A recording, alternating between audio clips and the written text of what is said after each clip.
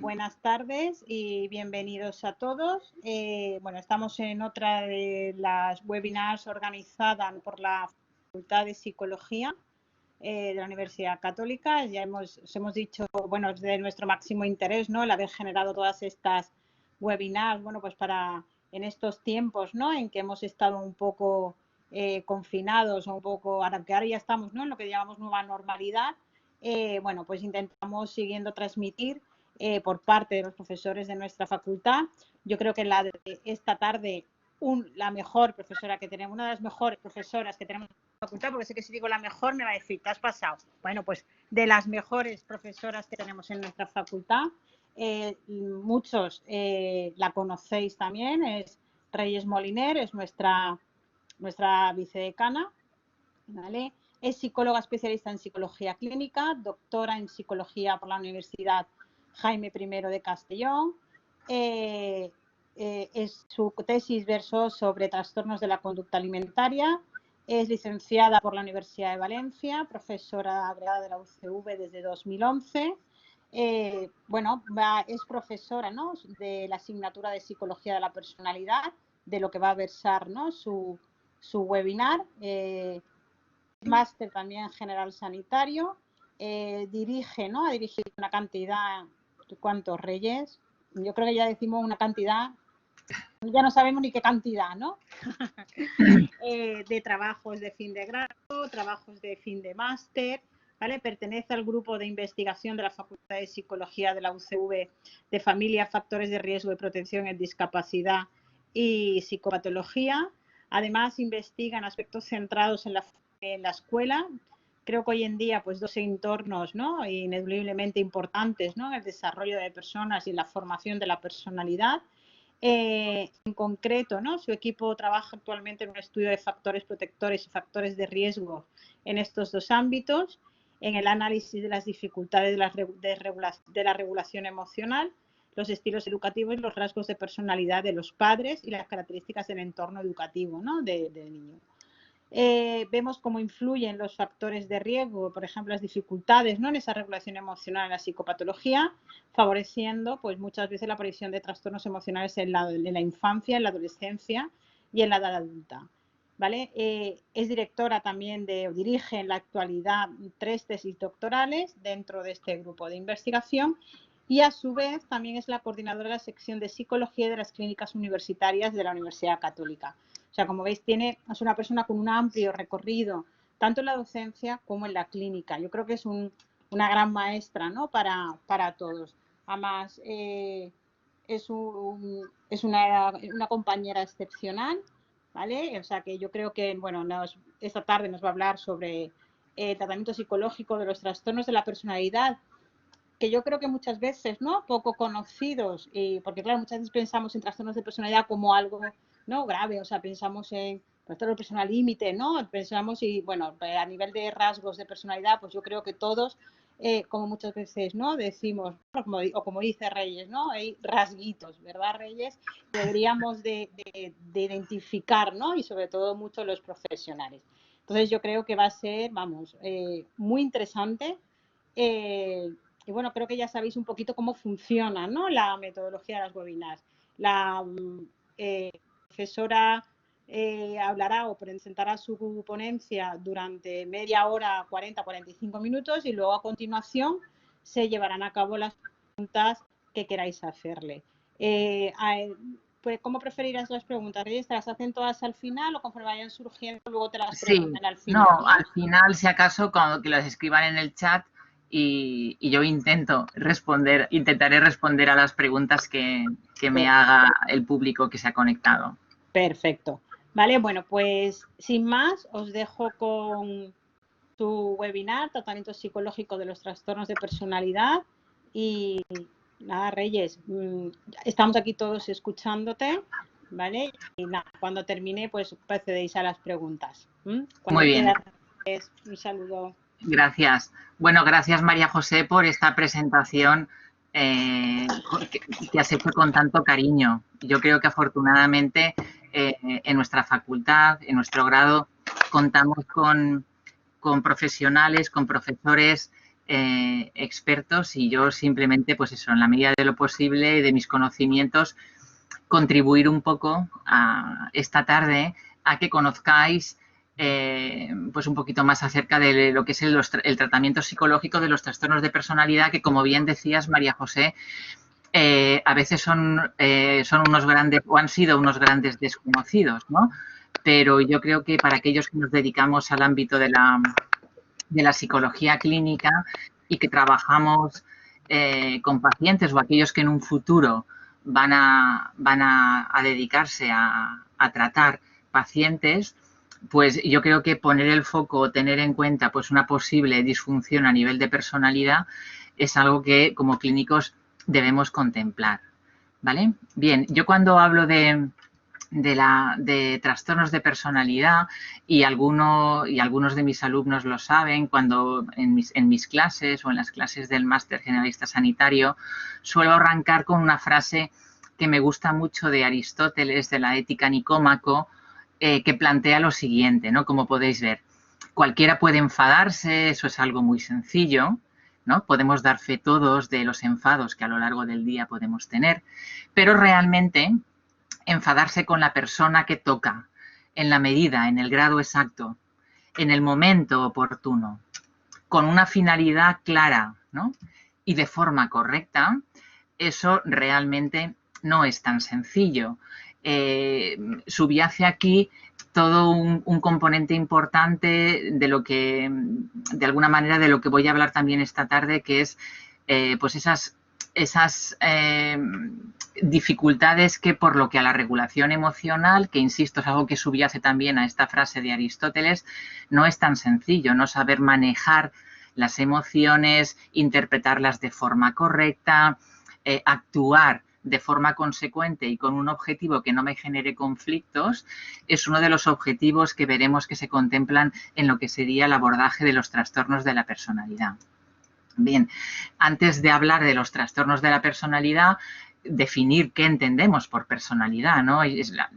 Belloc, Amparo Belloc, una gran maestra para muchos de nosotros, referente en psicopatología y también a nivel de personalidad, plantea o entiende que la personalidad serían esas características, rasgos, que nos describen, ¿no? Que nos identifican, que nos caracterizan y que nos llevan, de alguna manera, a comportarnos de una manera permanente y estable a lo largo del tiempo, con lo cual el conocer la personalidad o conocer los rasgos que identifican a cómo es alguien, de alguna manera nos permite predecir, ¿no? Vaticinar cómo se va a comportar esta persona en diferentes contextos allá donde vaya, ¿no? Yo les digo también a mis alumnos que la personalidad es esa mochila que tenemos incorporada y que determina cuál es la forma característica de funcionar en mí. Evidentemente, estos rasgos, esta forma de ser y que me lleva pues, a interactuar y a responder a las demandas del entorno, será una personalidad normal cuando yo cuente con recursos que me permiten afrontar dichas demandas de una manera adaptativa y flexibilizo. Hablaríamos de rasgos que es cierto, están ahí, que son permanentes, que son estables, pero que en la medida en que no son patológicos, permiten a la persona adaptarse a las demandas del entorno y en esa adaptación y el afrontamiento que yo llevo a cabo, en la medida en que es una personalidad normal, me llevan a tener al final la sensación de que funciono bien, de que estoy afrontando bien las situaciones. Por eso también hablamos de esa personalidad normal asociada a la autoeficacia, ¿no? A que me permite afrontar, dar respuesta a esas demandas del entorno, ¿no? Entonces sería la personalidad normal, ¿de acuerdo? Pero evidentemente cuando hablamos de trastornos de personalidad, hablamos de esa personalidad que no es capaz de adaptarse a las demandas del entorno y que genera de alguna forma no una sensación de autoeficacia, sino todo lo contrario, la sensación de fracaso, de sentir un poco que no tengo recursos para funcionar, sentir que a veces voy dando palos de ciego, ¿no? A la hora de responder a lo que acontece a mi alrededor. Hablamos de un patrón permanente e inflexible tanto de cómo yo experimento las cosas y cómo yo me comporto, que de alguna manera se aleja de lo que sería lo que culturalmente está aceptado.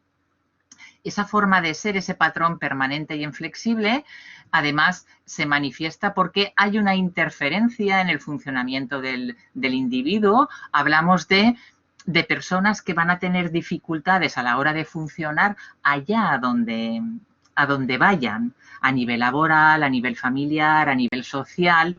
Insisto, concepto de interferencia y también un malestar, un sufrimiento importante, además un sufrimiento continuado. Distinguir este sufrimiento en cuanto a resultado de mi forma de ser frente a un sufrimiento más puntual que sería ese concepto más de estado vinculado a otros trastornos psicológicos que se circunscribiría a situaciones puntuales, ¿vale? ¿Cómo se manifiesta este patrón permanente e inflexible?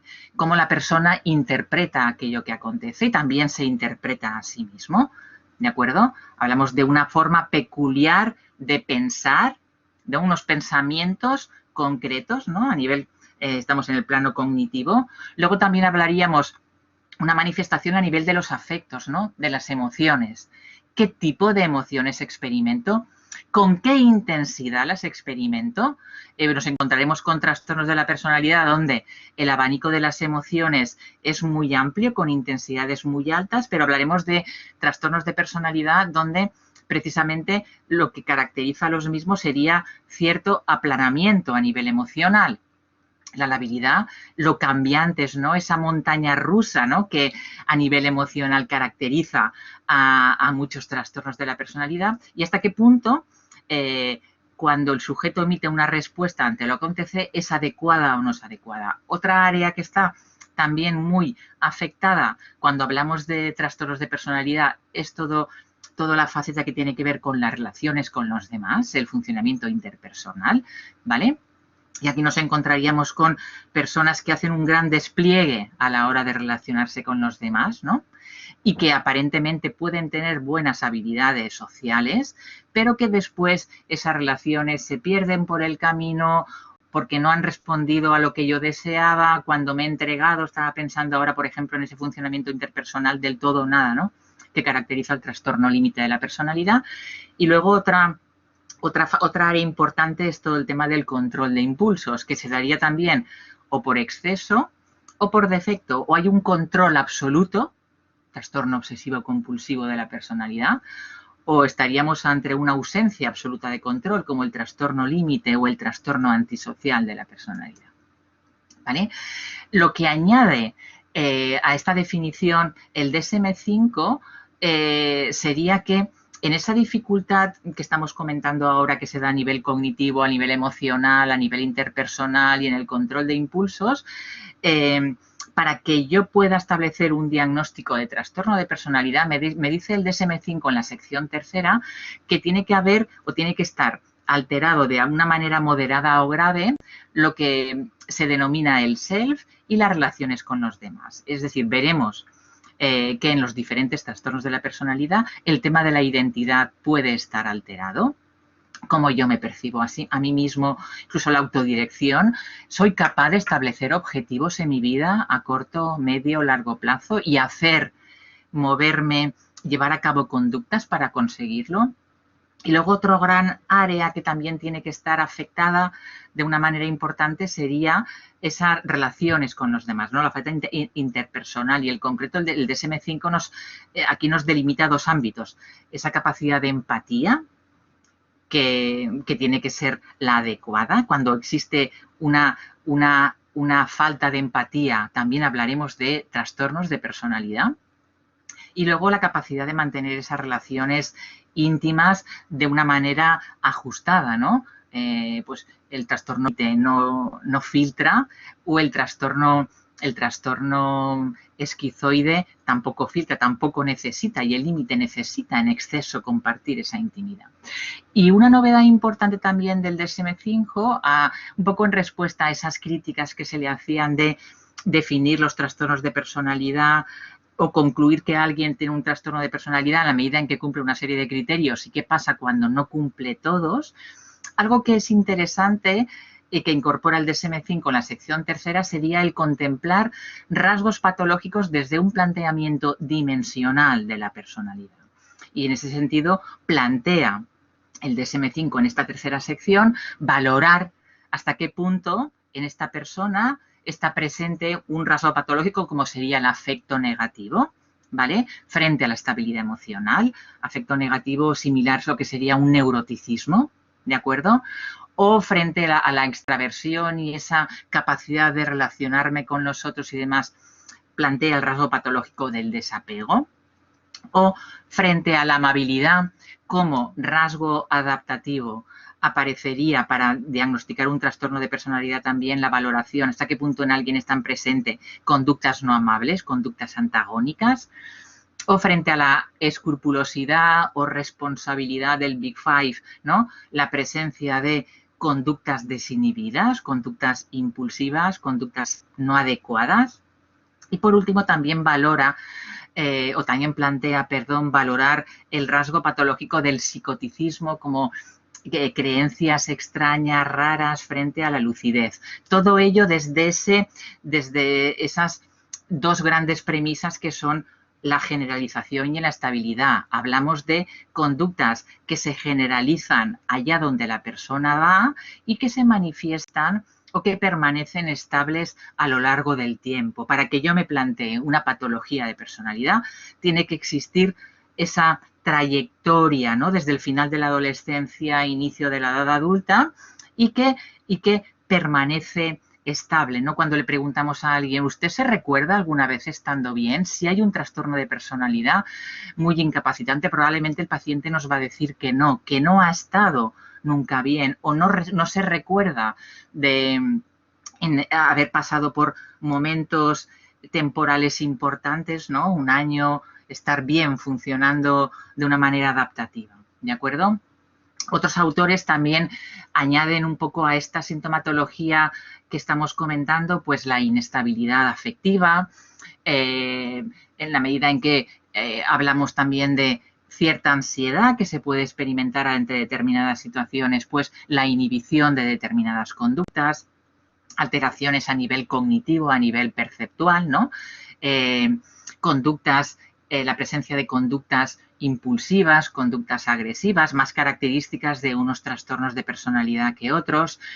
Otros autores hablan de la disregulación emocional, dificultades a la hora de tolerar las emociones, manejarlas, comportarme o dar respuesta a esas emociones de una manera adaptativa, ¿no? Lo que sería un descontrol a nivel conductual, esa hipersensibilidad a la hora de relacionarse con los demás y también la alteración de la identidad que, como comentábamos antes, el DSM-5 en la sección tercera también plantea como el self tiene que presentar un deterioro moderado a grave.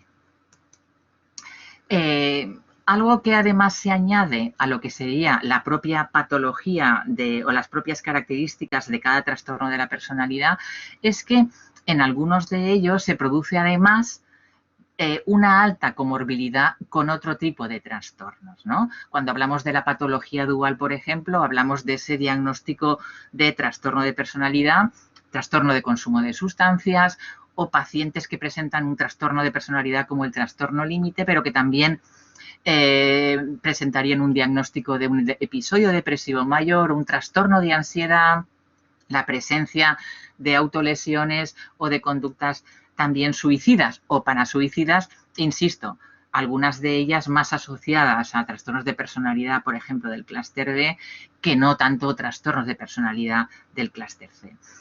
Hablábamos antes de esa alteración en las relaciones con los demás, aunque, insisto, muchos de nuestros pacientes con trastorno de personalidad pueden tener buenas habilidades sociales y eso nos puede despistar, pero después a la hora de funcionar no es así. Tiene además ese carácter crónico. Veremos a lo largo de la webinar cómo, afortunadamente, y ya os adelanto, contamos con herramientas, con tratamientos psicológicos que nos permiten que los pacientes adquieran habilidades, pero el paciente va a tener que seguir viviendo con esa tendencia a a experimentar las emociones de una determinada manera, con esa tendencia tal vez a comportarme de forma impulsiva, etcétera. Pacientes con estos trastornos, que duda cabe que la presencia de los mismos va a interferirles en su funcionamiento cotidiano, y un elemento importante en la adolescencia o en el inicio de la edad adulta sería el conseguir determinadas metas educativas. Pacientes con trastornos de personalidad que generan una interferencia y un malestar grave van a impedir tal vez que esto se consiga.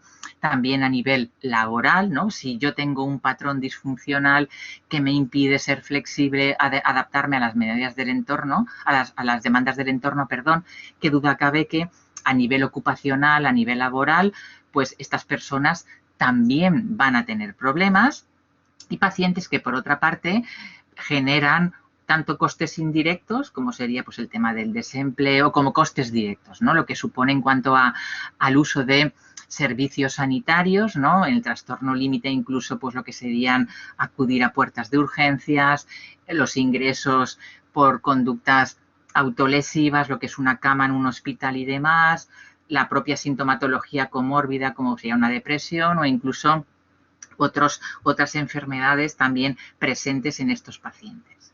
¿Vale?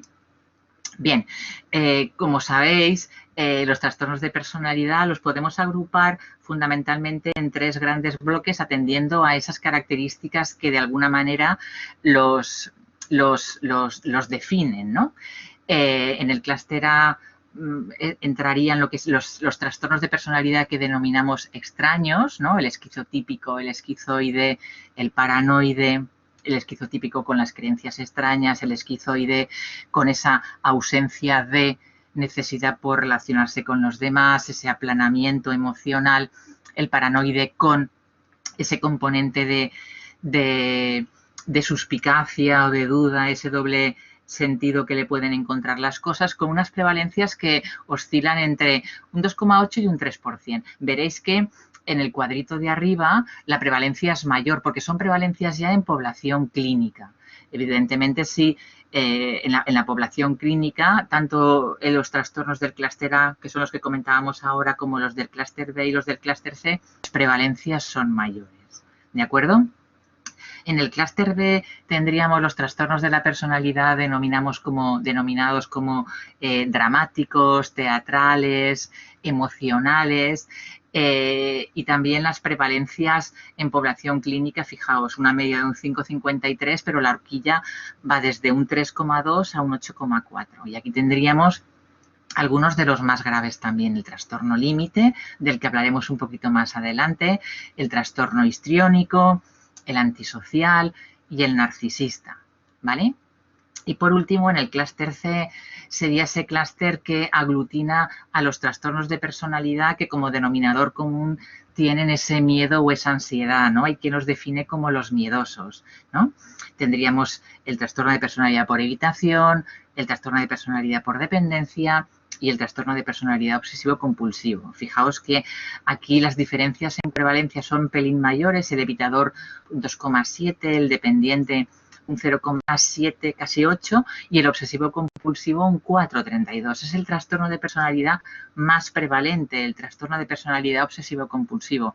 Pero vemos que, al igual que en los anteriores clústeres, en población clínica la prevalencia aumenta.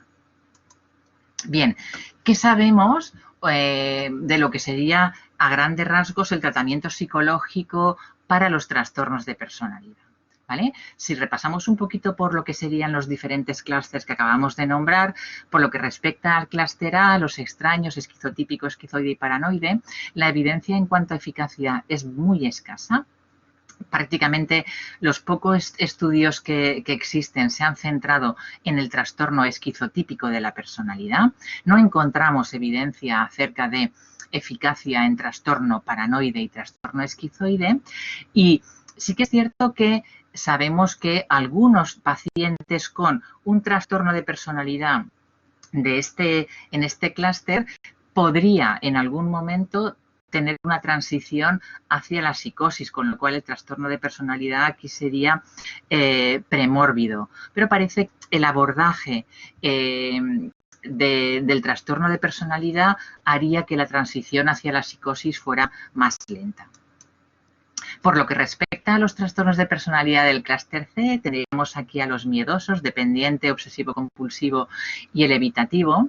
La investigación también es escasa, pero el que más se ha estudiado ha sido el trastorno de personalidad por evitación, ¿no? Ese miedo extremo a la opinión que los demás tienen de mí, a no estar a la altura, a iniciar cosas que son nuevas para mí por miedo a no resolver de forma satisfactoria. Los estudios que existen en cuanto a eficacia han probado fundamentalmente lo que sería el abordaje a través de la psicoterapia psicodinámica y las terapias cognitivas. La terapia de esquemas de Young, que la veremos después también un poquito más adelante, parece que resultan efectivas por lo que a la reducción de síntomas se refiere, al abandono en terapia. Los pacientes abandonan en mejor medida y criterios de eficacia vienen dados porque son pacientes que después de recibir este tipo de terapias, su funcionamiento psicosocial o su, digamos, calidad de vida es mejor. Y por lo que respecta al clúster B, recordamos aquí que serían los impulsivos, los teatrales, los emocionales. El trastorno en el que se ha realizado un mayor número de investigaciones es el trastorno límite de la personalidad.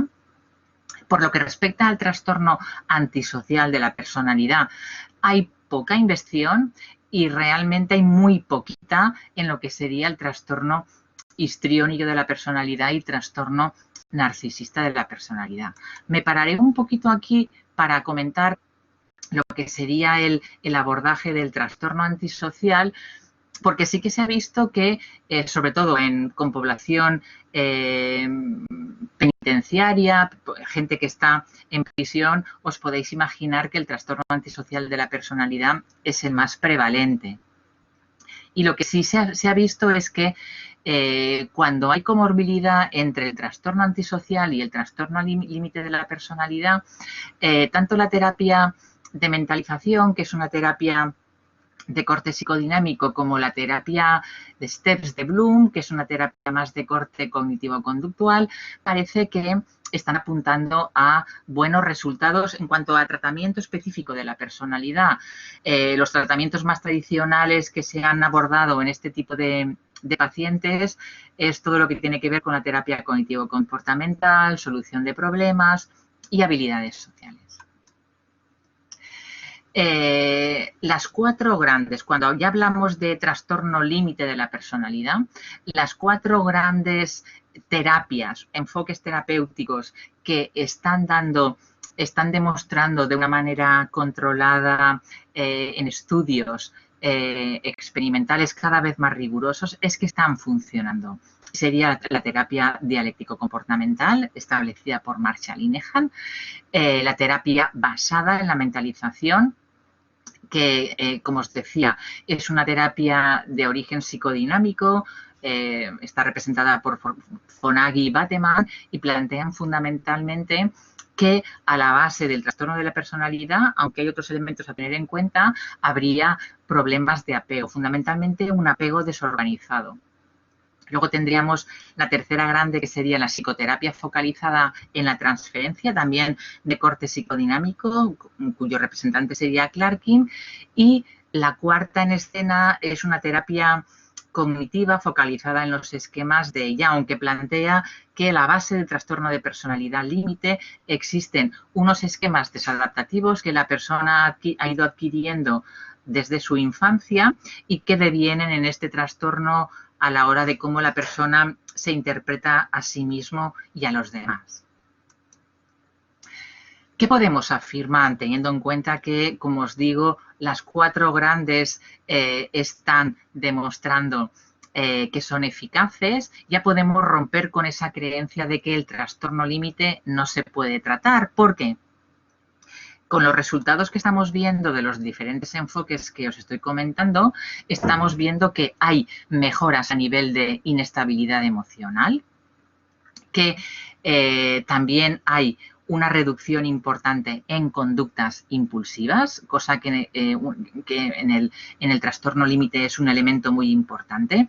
También en esa psicopatología general asociada al TLP, cuando hablábamos antes de comorbilidad, ¿no? A nivel de ansiedad, a nivel de estado de ánimo, también hay una disminución en esta sintomatología. Las personas funcionan de una manera más adaptada en lo que sería su entorno y disminuyen los abandonos en terapia. No debemos olvidar que en muchas ocasiones estos pacientes son pacientes que han ido buscando de un terapeuta a otro terapeuta, ¿no? A la hora de encontrar o dar con un tratamiento que mejorara ese sufrimiento o ese malestar. Entonces, en la medida en que los efectos se dan en estos 5 grandes ámbitos, hay motivos para la esperanza, ¿no? El trastorno límite de la personalidad, que sabéis que es un trastorno grave, se puede tratar. ¿Cuáles son las características de esos 4 grandes tratamientos basados en la evidencia para trastorno límite? Que son intervenciones estructuradas, muy protocolizadas. Hablamos de tratamientos donde se nos indica en sesión a sesión cuáles son los componentes que tenemos que trabajar, donde en ellos también existe esa primera fase de orientación o de concienciación del paciente respecto a la enfermedad, respecto a lo que le pasa. Eso es un elemento importante, el generar la toma de conciencia. Cuando muchos de nuestros pacientes con trastornos de personalidad o con trastorno límite no tienen conciencia de enfermedad porque los síntomas son egosintónicos, porque yo siempre me recuerdo así, porque yo siempre he funcionado así. Entonces, el origen de mis problemas no es tanto yo, sino lo mejor que los demás no me entienden. Otro elemento importante es que se trabaja con los pacientes lo que sería el sentido de que yo dirijo mi vida. Yo tengo que adquirir determinadas habilidades para tomar las riendas de mi vida, cuando son pacientes que llegan a terapia con la sensación de que no pueden hacer nada, ¿no? De que están a punto de tirar la toalla porque mi vida es un desastre y porque he ido probando cosas y no he dado con nada que realmente me satisfaga. En todos estos tratamientos hay una conexión importante por lo que a las estrategias o las técnicas de intervención se refiere, a conectar esas emociones que experimentan los pacientes de una manera tan intensa a las situaciones y que entiendan que eso les lleva a llevar a cabo determinadas conductas. El terapeuta en todas ellas tiene un papel activo importante, validador. Un elemento importante en estas terapias es validar al paciente, que le transmitemos que entendemos cómo se siente y que tiene que en muchas ocasiones, lo veremos ahora después con la DBT, aceptar para después poder cambiar, ¿no? Y terapeutas que además dan respuesta a lo que los pacientes, a las diferentes situaciones que los pacientes plantean en terapia. Pero evidentemente trabajar con estos pacientes es complejo. Hablamos de equipos en muchas ocasiones multidisciplinares. Hablamos también de comunidades o grupo de terapeutas que de alguna manera cuidan de estos terapeutas, ¿no? Es importante contar con esas sesiones clínicas, sesiones de supervisión y demás. Entonces, un ejemplo de psicoterapia basada en la evidencia para el trastorno de personalidad es la terapia dialéctico-comportamental de Marshall Linehan, que seguro que algunos de vosotros habéis oído hablar, ¿vale? Estamos hablando de una terapia que tiene sus orígenes en lo que sería la terapia cognitivo-conductual, ¿vale? Y de ella incorpora una serie de elementos, pero introduce otros, siendo, digamos, de alguna manera o estableciendo un programa de intervención, tanto a nivel individual como a nivel grupal en entrenamiento de habilidades, donde digamos que el foco principal es el tratamiento de la regulación emocional inexistente en el trastorno límite de la personalidad. Seguro que también habéis oído hablar algunos de vosotros de la regulación emocional como algo que subyace, que está presente en muchos de los trastornos psicológicos o los trastornos emocionales, ¿no? Hablamos de problemas de regulación emocional en trastornos de ansiedad, trastornos del estado de ánimo, trastornos de la conducta alimentaria, obviamente el trastorno límite, trastornos por uso de sustancias, ¿no? Contamos con tratamientos desde ese enfoque del transdiagnóstico, y ahí Barlow fue uno de los pioneros en lo que serían los trastornos emocionales, o Freiburg también en lo que sería el abordaje de los trastornos de la conducta alimentaria, entendiendo que de alguna manera, si yo trabajo en estos trastornos la regulación emocional, y contamos, insisto, con tratamientos para los trastornos emocionales, como es el caso de Barlow, la terapia, digamos, mejora la regulación de las emociones. Y en la medida en que hay una mejora en la regulación emocional, también va a haber una mejora en la sintomatología, una reducción en los síntomas que presentan los pacientes en general, no hablando únicamente de pacientes con trastorno límite de la personalidad.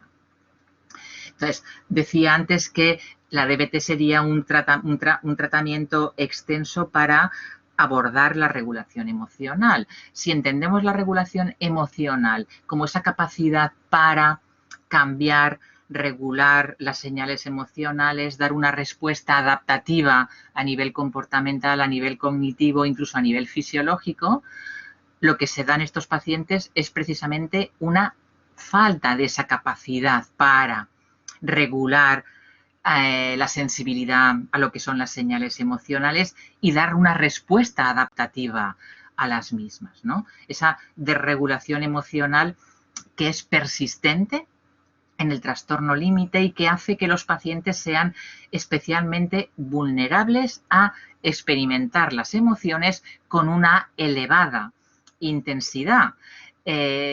Y junto a esa elevada intensidad no son capaces de regular lo que sería o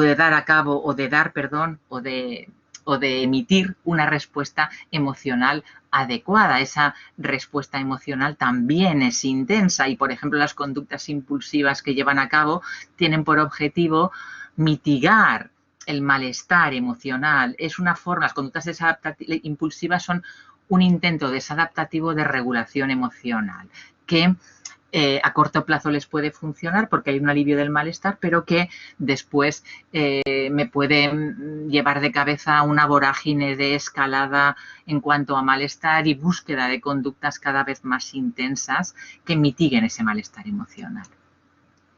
Con lo cual nos encontraríamos fundamentalmente con pacientes que presentan en el trastorno límite, ¿no? Esa alta sensibilidad a los estímulos emocionales, una reacción emocional intensa, tanto para emociones positivas como para emociones negativas. Incluso a veces las conductas impulsivas desadaptativas vienen propiciadas por emociones positivas, pero con una alta intensidad, ¿no?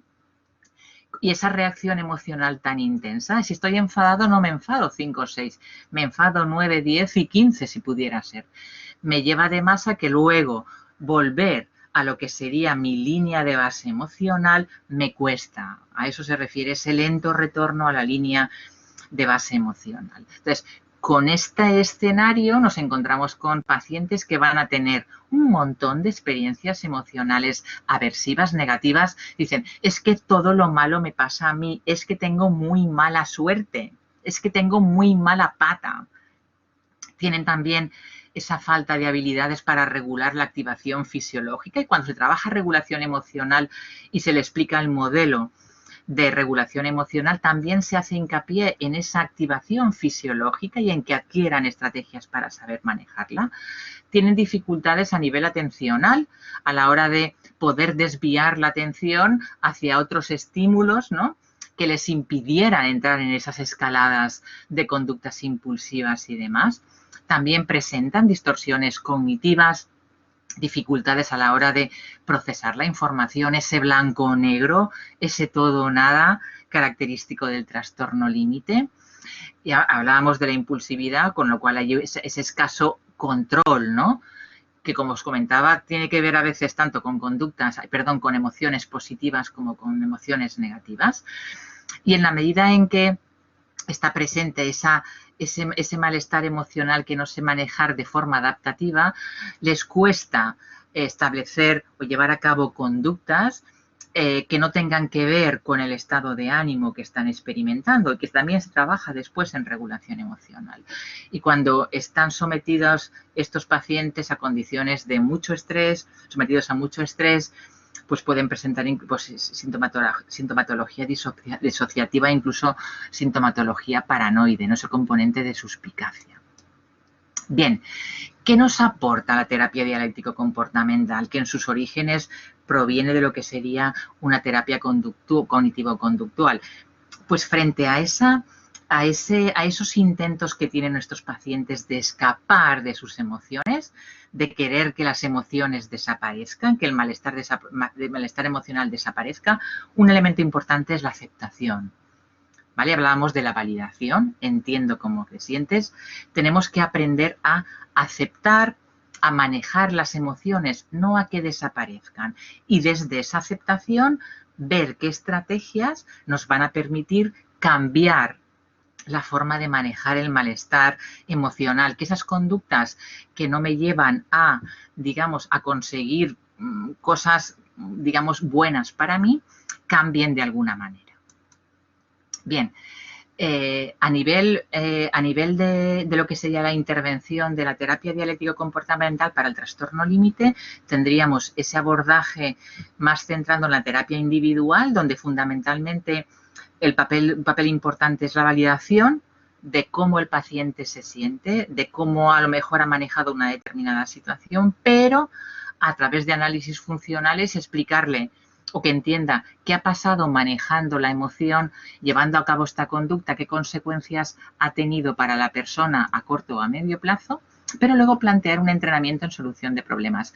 En lugar de hacer esto que ha devenido en un problema para ti, en una discusión, en una autolesión, ¿qué otras cosas podríamos hacer? Eso fundamentalmente se trabaja a nivel de terapia individual. Luego tendríamos todo el tema que gira en torno a la adquisición de habilidades.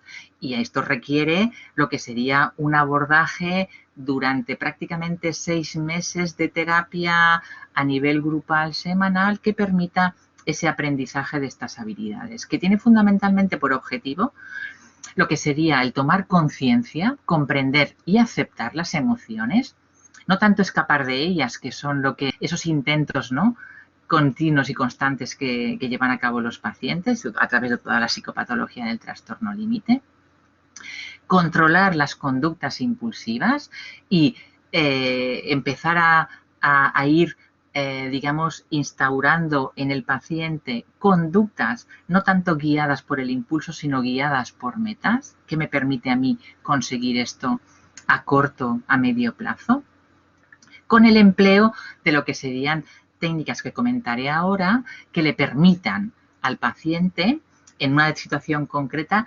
regular la intensidad de la emoción, la duración de esa respuesta emocional y, en definitiva, en la medida en que desaparecen las conductas impulsivas, que son las que me crean problemas, empezar también a crear esa sensación de autoeficacia que comentábamos al inicio de la conferencia, ver que yo puedo responder, que el paciente puede responder de forma adaptativa a las demandas de la situación.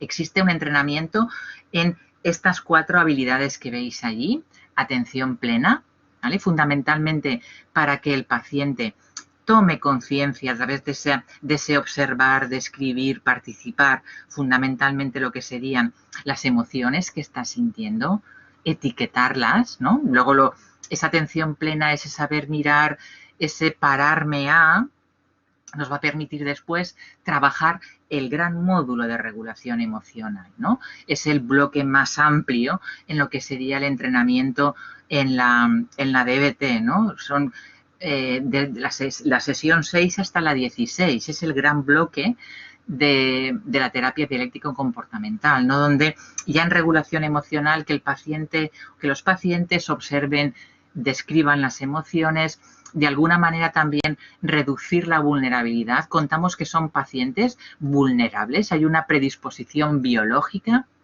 a a experimentar las emociones de esta manera y tenemos que darle trucos, herramientas que les hagan menos vulnerables, ¿no?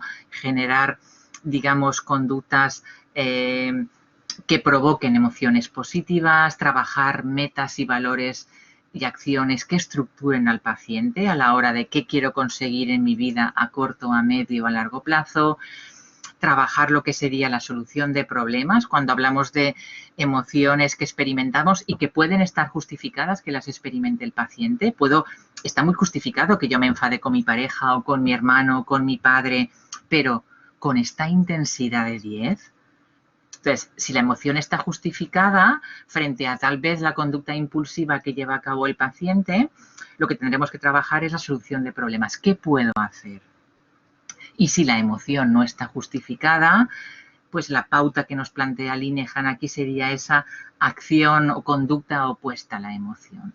Pero insisto, regulación emocional sería el bloque más amplio. Luego tendríamos también un entrenamiento en técnicas de tolerancia al malestar, que digamos que son ese kit de supervivencia, esas conductas, estrategias que puede aprender el paciente en un momento de crisis para no empeorar la situación. ¿Qué hago en ese momento? Ahí no es tanto solucionar la situación, sino por lo menos no estropearla más.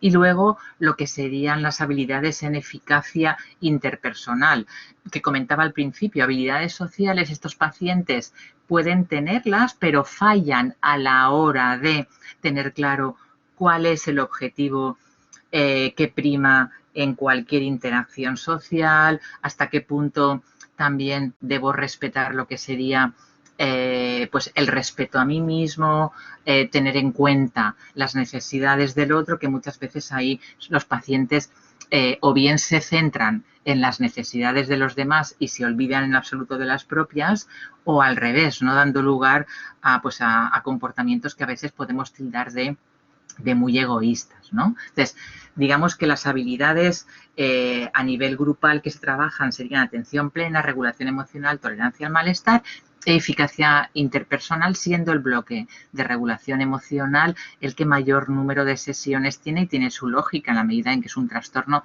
donde hay dificultades en la regulación emocional. ¿Qué está demostrando además la investigación?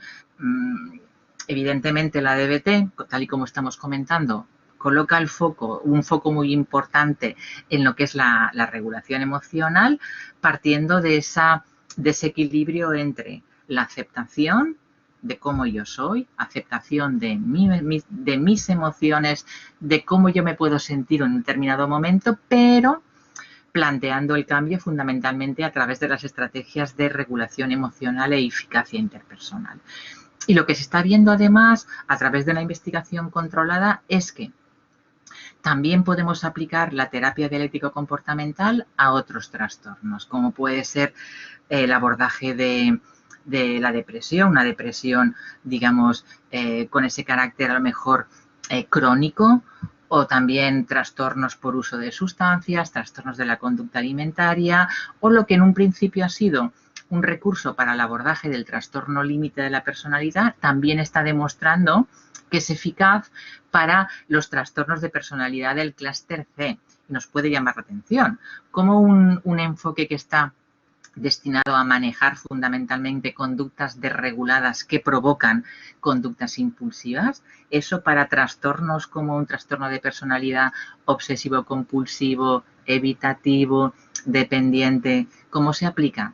Porque las conductas que aparecen en el clúster C serían conductas evitadoras frente a las impulsivas que aparecen en el clúster D, pero la forma de regular las emociones, la conducta opuesta evidentemente aquí sería diferente, porque aquí el impulso es a evitar, el no hacer, el posponer, ¿no? La conducta opuesta aquí es afrontar con recursos, con herramientas, aquello que estoy evitando, pero los resultados también están siendo positivos. Es verdad que ya, para ir concluyendo, porque me estoy extendiendo demasiado, a pesar de que los datos son prometedores, todavía tenemos pues poca evidencia de lo que sería la eficacia para las intervenciones psicológicas en los trastornos de personalidad, en cierta medida porque el foco se ha puesto fundamentalmente en el trastorno límite, porque los tamaños, las muestras son chiquitines y los seguimientos que se están haciendo ahora todavía son a corto plazo. Si hablamos de personalidad, hablamos de sintomatología permanente, estable, consistente, pues requiere la investigación de seguimientos a más largo plazo con el objetivo de ver hasta qué punto esas habilidades, esa forma adaptativa que el paciente está aprendiendo en sesión, pues esos beneficios se mantienen más a largo plazo. Hablaba antes de que tenemos que ser optimistas, porque sí que es cierto que frente a ese planteamiento de los trastornos de personalidad no se pueden tratar, afortunadamente podemos tratar incluso trastornos graves como el trastorno límite de la personalidad, incluso diferentes alternativas, diferentes terapias. Estamos viendo que hay efectos en sintomatología importante, en sintomatología principal de este tipo de trastornos, como es la mejora en regulación emocional, la disminución de conductas impulsivas, incluso la disminución de ingresos en hospital, conductas autolesivas. Además, también lo comentábamos anteriormente, este tipo de intervenciones pues parece que enganchan a los pacientes. Y de alguna manera, gracias a estos enfoques, disponemos, ¿no? O hay elementos que, aun llamándose de forma distinta, son lo que denominaríamos aspectos comunes o principios comunes que están presentes en todas ellas, ¿no? Y hablando antes también del transdiagnóstico, esa posibilidad de trasladar lo que sería el abordaje o las técnicas dadas para el trastorno límite a otros trastornos de personalidad, como serían los trastornos de personalidad del clúster C, ¿no? Los retos sería, pues, evidentemente, contar con mayores estudios que nos permitan disponer de datos pues más robustos en cuanto a la eficacia de intervenciones psicológicas en otros trastornos de personalidad, desarrollar o mejorar terapias ya existentes, trabajar en utilidad clínica, es decir, adaptar esos protocolos después a esa práctica clínica, ¿no? Adaptada un poco incluso a unidades psiquiátricas que tienen un carácter ambulatorio, en hospitales públicos aquí en España ya está poniendo en marcha, se ha puesto en marcha lo que sería la DBT u otros enfoques como el STEPS que están demostrando que son eficaces en un ámbito ambulatorio, ¿no? Con pacientes de una unidad de salud mental. Habría que ver por qué funciona, ¿no? Si hablamos de la DBT, el entrenamiento en regulación emocional, tolerancia al malestar, pues tal vez habría que empezar a desmantelar este tipo de intervenciones y dar a qué es lo que produce un mayor porcentaje de cambio, qué me predice en mayor medida una mejoría del paciente y tal vez ahí centrarnos en esas herramientas que realmente son las que me van a pronosticar una mayor mejora de nuestros pacientes y también ese reto en cuanto al funcionamiento social, ¿no? Que son pacientes que se quedan solos, que tienen pocos apoyos, que a veces es la familia y poco más, que su red social se ha ido quedando por el camino, que esa adaptación a lo que sería incluso un puesto de trabajo, un funcionamiento social mínimo adaptativo es necesario, ¿no? Entonces este sería otro de los aspectos a tener en cuenta. Pero me quedo con esa idea de que positiva de que afortunadamente contamos con recursos terapéuticos para el abordaje de los trastornos de personalidad y que nos espera un futuro apasionante, pero estamos yendo por buen camino. Y nada más, muchas gracias por vuestra atención. Espero no haberos cansado demasiado.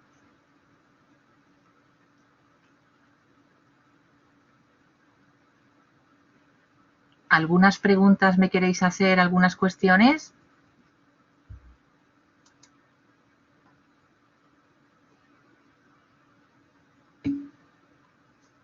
Gracias, Carmen. Qué bonita eres. ¿Alguna duda? Sí, Rocío, si lo quieres escribir. Rocío, dime. ¿Rocío?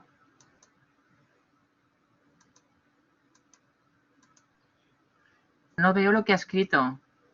No, gracias Reyes, no puedo escribirlo, no sé dónde escribirlo, pero que muchas Bueno, gracias, que ha sido interesantísimo. Ay, gracias, Rocío. Escucharte. Muchas gracias. Gracias a ti. No, por si querías hacerme alguna pregunta. No, ninguna, gracias. Ya me había venido yo arriba, ya me había venido arriba. Gracias. ¿Alguna pregunta, alguna cuestión?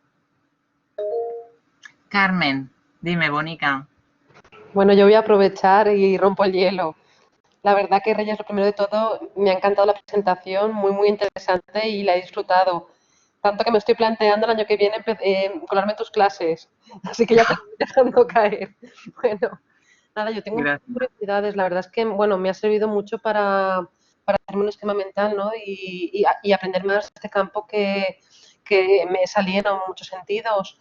Y nada, yo tengo muchas curiosidades, porque está claro que hace falta investigar sobre esto más, pero quisiera saber tu opinión sobre el tema de la educación, es decir, según tu experiencia clínica, según tu opinión, ¿cuánto pueden beneficiarse, por ejemplo, las personas que ya desde la escuela empiezan bueno, escuelas que empiezan a implantar temas de regulación emocional, cómo esto puede ir en mejora para estos aspectos de personalidad? Muy interesante, Carmen, gracias. No, realmente ese es un reto, ¿eh? Quiero decir, cuando estamos hablando de trastorno, de la propia definición de trastorno de personalidad, que se genera, mis pacientes lo saben y creo que había alguno de mis pacientes, no, perdón, de mis alumnos, ¿no? Un trastorno de personalidad no sale como un champiñón a los 25 años, quiere decir que de alguna manera, no solamente en la adolescencia, sino incluso antes, podemos observar ya un rasgo como puede ser una impulsividad extrema o una baja tolerancia a la frustración muy extrema. Qué duda cabe que si dispusiéramos de esos programas de entrenamiento en regulación emocional, estaríamos tal vez evitando la aparición, a lo mejor no de todos, pero sí de algunos trastornos de personalidad en edad adulta, porque realmente un elemento importante es el entrenamiento en la regulación emocional. Para mí es fundamental, ojalá dispusiéramos de esto porque estaríamos trabajando en el ámbito de la prevención. Un campo muy interesante que se ha trabajado poco y, no sé, los futuros psicólogos ahí tienen mucho que hacer, ¿no? El tema desde la educación ya, desde los primeros cursos. Sí. Para mí es la forma, incluso no solamente en el trastorno límite, cuando hablamos, por ejemplo, del trastorno antisocial, un elemento importante a veces de prevenir eso o algunos trastornos antisociales sería el abordaje de trastornos de conducta en la infancia, ¿no? Cuando hablamos de esos niños con el síndrome del emperador, ¿no? Que son tan demandantes, que tienen a su familia subyugada por esas demandas excesivas, ¿no? Son tiranos auténticos. Cuando hay un trastorno de conducta que se aborda o ese funcionamiento tan particular de ese niño exigente por demás, ¿no? En la medida en que eso lo trabajáramos, evidentemente estaríamos previniendo de la aparición. Lucía, ¿habías dicho? Lucía, es que ha desaparecido lo que has comentado, no lo he visto. ¿Lo podrías repetir?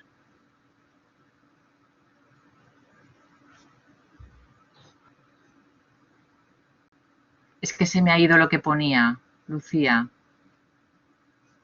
Carmen, ¿tú lo has visto? Se ha caído. Vale. Sí, pero creo que educar a los niños y no he acabado la frase, no he podido acabar la frase. Sí, pero evidentemente una educación en el manejo del malestar emocional, ¿no? Cuando ahora hablamos de esas dificultades, y es cierto que a nivel sociológico vivimos en un mundo donde prima la inmediatez, donde lo queremos todo ya, ¿no?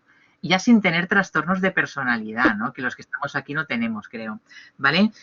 Pero vivimos en un mundo donde prima eso, ¿no? Entonces, si además tenemos a niños o adolescentes con dificultades de regulación emocional, pues claro, ahí la posibilidad de tener un funcionamiento desajustado, ¿no? Y a veces dentro de la familia y hacemos para que el problema no, para aminorar el problema, ¿no? Cuando a veces hablas con algunos padres de pacientes con trastorno límite y te plantean, no, es que en casa la verdad es que no teníamos muchos problemas, pero porque a lo mejor en casa ya nos encargábamos de no tener problemas, porque sabíamos que si le decíamos que no, probablemente nos iba a montar un pollo, se enfadaría o nos iba a empujar, ¿no? Ya no, por no entrar también en el tema de la violencia filioparental y tal, ¿no? Pero realmente son personas que en cuanto se enfrenten con la realidad que les toque vivir, esas dificultades en la regulación emocional, en la tolerancia al malestar, les van a impedir funcionar de forma adaptativa. Hay una frase que me ha gustado mucho, ¿no? Porque estaba muy de moda hasta hace poco el tema de ser positivos y todas estas cosas, ¿no? Con cierta parte de autoayuda. Constante más de eso, ¿no? De la necesidad de aceptar las emociones como son, de poder manejarlas. Me ha gustado mucho eso. En contraposición a las tendencias que han habido últimamente de esa positividad un poco ilusa, en cierta manera. Sí, yo creo que también porque a lo mejor hemos tildado las emociones de positivas y negativas. Todas las emociones son adaptativas, es decir, que yo experimente miedo en algún momento, que me enfade con alguien o que exprese rabia o asco, es adaptativo. Entonces, el objetivo, y ahí el transdiagnóstico con los programas de Barlow y demás también aporta mucho, el objetivo no es tanto que yo no experimente una emoción. El objetivo es que yo sepa manejar esa emoción para que no me genere problemas. El objetivo no es dejar de tener ansiedad. El objetivo es que tenga mi ansiedad bajo control y que en determinados momentos, y que esa ansiedad no me interfiera en mi funcionamiento cotidiano, pero no podemos pretender escapar de las emociones negativas. Entonces, esa tolerancia y aceptación de todas las emociones, digamos que ya es un paso para aprender a regularlas. Los pacientes con trastorno límite, por ejemplo, lo que hacen es todo lo que esté a su mano o más allá para que desaparezca el malestar. Y ellos te lo plantean, es que yo no quiero sufrir, yo no quiero tener ansiedad. Otros pacientes sin trastorno límite también dicen, ¿usted qué quiere? Es que yo quiero ser feliz. Todos queremos ser felices, pero eso pasa por saber tolerar todo el amplio abanico de las emociones. Carmen. No, que estoy aquí aprovechando, pero me No, pero es la más lanzada, Carmen. muy interesante. No, es más que una pregunta, es una curiosidad. Es decir, por experiencia clínica, ¿hasta qué punto el paciente que llega a la clínica es consciente es decir, yo imagino que habrá mucha gente que no tenga diagnóstico, no conozco los porcentajes, pero ¿hasta qué punto son conscientes que algo no va bien? Entiendo que llegan a clínica porque tienen malestar, pero... Sí, yo creo que cada vez, en la medida en que disponemos de tratamientos y cada vez este tipo de tratamientos se están diseminando, eso es verdad que es un esfuerzo porque esto requiere que los terapeutas se formen con supervisión en muchas ocasiones, formaciones que son intensas para contar con esas herramientas. Yo creo, y por mi experiencia, es decir, hay gente que ya tiene esa etiqueta de tengo un trastorno de personalidad, otros no, pero yo creo que en muchas ocasiones no son conscientes y por eso es tan importante la parte de psicoeducación dentro de estos tratamientos, el ser conscientes que lo que les está generando problemas es su forma de ser. Cuando el paciente entiende esto y además le ofreces alternativa en cuanto a recursos terapéuticos, respira aliviado. Mi experiencia es que muchos pacientes, cuando tú les explicas esto, por qué les pasa y por qué se comportan como se comportan y por qué andan perdidos y por qué no saben lo que quieren, cuando les explicas cuál es el origen, que sería esa hiperreactividad emocional, esas dificultades de regulación emocional, y que lo que hacen es lo que pueden hacer. O sea, llevo a cabo una determinada conducta porque he visto que a corto plazo el malestar desaparece y eso engancha tanto para alguien que tiene dificultades de regulación emocional que funcionan de esa manera. Yo creo que la orientación al tratamiento, ese generar conciencia de enfermedad es fundamental. Y mi experiencia es que para muchos cuando tenemos esa sesión de devolución de caso, de orientación al tratamiento, para muchos pacientes es como si de repente vieran la luz,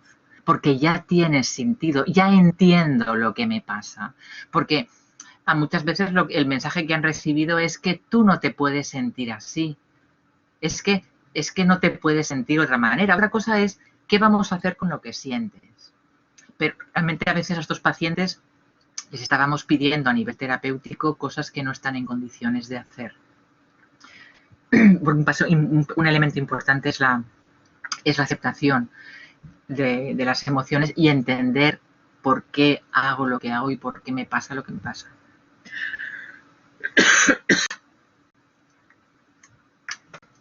¿Alguna cuestión más? ¿Es conveniente realizar? Sí, Javier. Cada vez más esto, o sea, Linehan en un principio estableció estos programas dirigidos para pacientes y ya están trabajando con familias, incluso con el programa del trastorno límite de la personalidad se ha adaptado también a población adolescente y ahí una parte importante también es trabajar con las familias.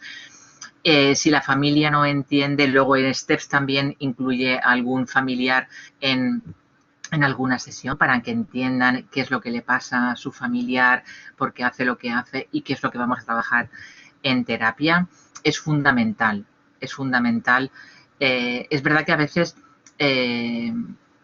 la familia no entiende o piensa que estos son conductas caprichosas, los definen como adolescentes eternos. Entonces, un elemento importante también es que la propia familia valide al paciente y también que la familia aprenda a manejar las conductas de su familiar de otra manera. Es fundamental, ¿eh? Yo considero que eso es fundamental.